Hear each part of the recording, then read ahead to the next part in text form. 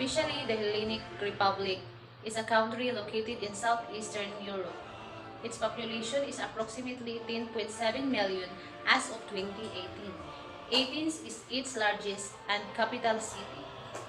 Greece is considered the cradle of Western civilization, being the birthplace of democracy, Western philosophy, Western literature, historiography, political science, major scientific and mathematical principles, theater and Olympic Games. Greece is unitary parliamentary republic and developed country with an advanced high-income economy and a high quality of life, ranking simultaneously very high in the Human Development Index. The history of Greece. Ancient Greece was a civilization that dominated much of the Mediterranean thousands of years ago. At its peak under Alexander the Great, ancient Greece ruled much of Europe and Western Asia. The Greeks came before the Romans and much of the Roman culture was influenced by the Greeks. Ancient Greece formed foundation of much of Western culture today. Everything from government, philosophy, science, mathematics, art, literature, and even sports was impacted by the ancient Greeks. Period. Historians often divide up the history of ancient Greece into three periods. 1. Archaic period.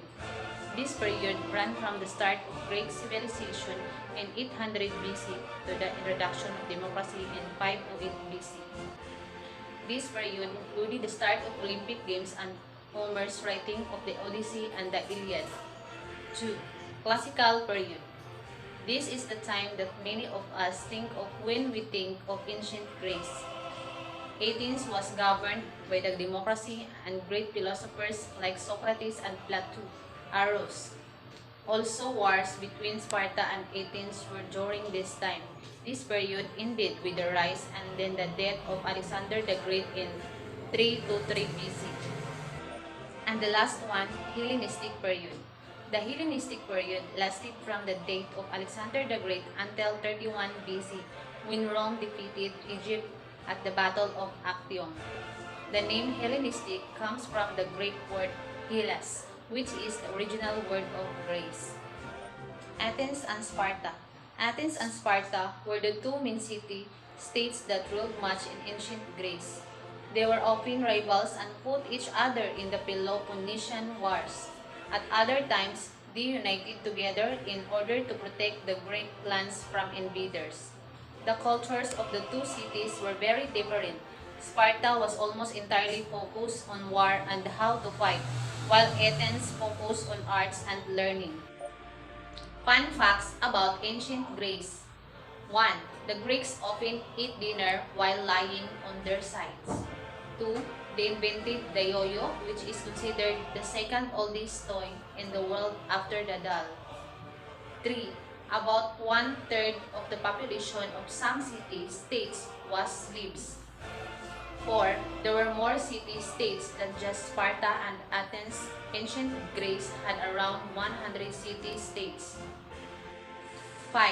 The Romans copied much of the Greek culture, including their gods, architectures, language, and even how they ate. 6. Pidippides was a Greek hero who ran 150 miles from Marathon to Sparta to get help against the Persians. After the Greeks won the war, he ran 25 miles from Marathon to Athens to announce the victory. This is where the marathon running race gets its name. 7. When law trials were held in the city of Athens, they used large juries of 500 citizens. That's a lot more than the 12 we use today. Let's proceed to Greek culture. In greetings, handshake is the most common in Greece. Close friends may greet each other with a warm embrace or a kiss on the cheek. Others may slap or pat one another's arm or back a few times. Maintain direct eye contact when introduced to someone for the first time. The common verbal greeting in Greece is hiasas, or the more informal Yaso. Yaso. Address people by their appropriate title. Example: Kyrios. for men, and for women, Kyria. Kyria. Greek etiquette. Don't cross your legs in front of those who have a higher status to you or a formal situation. Refusing something offered can be interpreted as an insult. Greeks tend to be very generous at giving invitations, even upon first meeting people. Gift giving is not essential when visiting one's home, but it can be a thoughtful gesture to bring a small gift of flowers, sweets, or wine. The eldest person is usually the first to be served.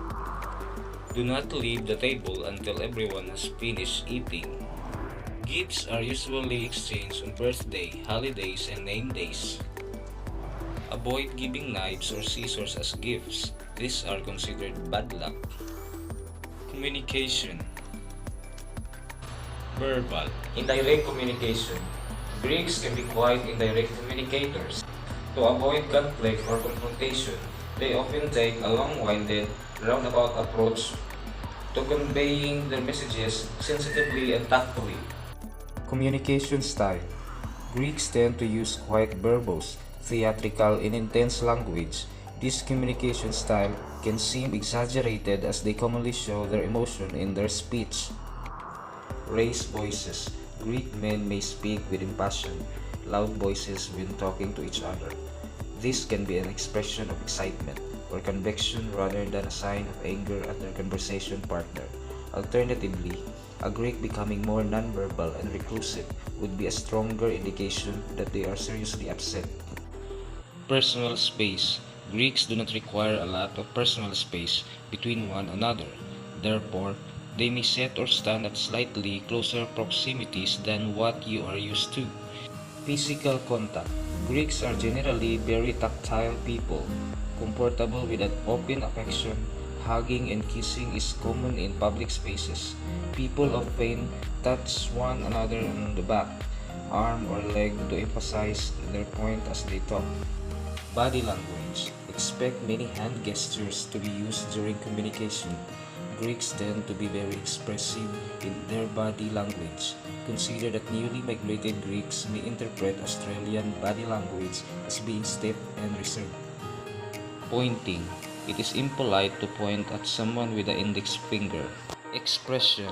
Despite being animated communicators, Greeks can have a more serious exterior upon first impression. They may not smile frequently or exchange much humor or pleasantries during first interaction with strangers. People tend to be more warm and unreserved around their friends. Nodding. Greeks do not nod and shake their heads to communicate in the same way as the English-speaking West. To indicate no, one tilts the head backward once. Nodding the head slightly forward means yes. It is safest to verbally agree in order to avoid confusion. Eye contact. Greeks usually expect direct eye contact to be made during conversation. Try and meet your gaze when you talk to them. Eye contact conveys sincerity and honesty. Gestures. The hand gestures that signals okay is an obscenity in Greece. It is also severely insulting to hold up your open palm, fingers spread at someone's face. Exhale. A Greek may expel air through pursed lips after giving or receiving a compliment. This is an old superstitious habit that was once believed to ward off the evil eye that got jealous of the compliment. It is not meant to imply boredom. Other common words translated into Greek.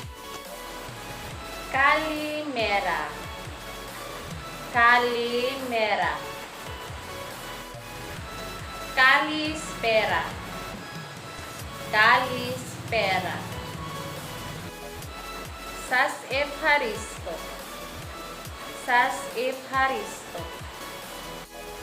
Parakalo. Parakalo.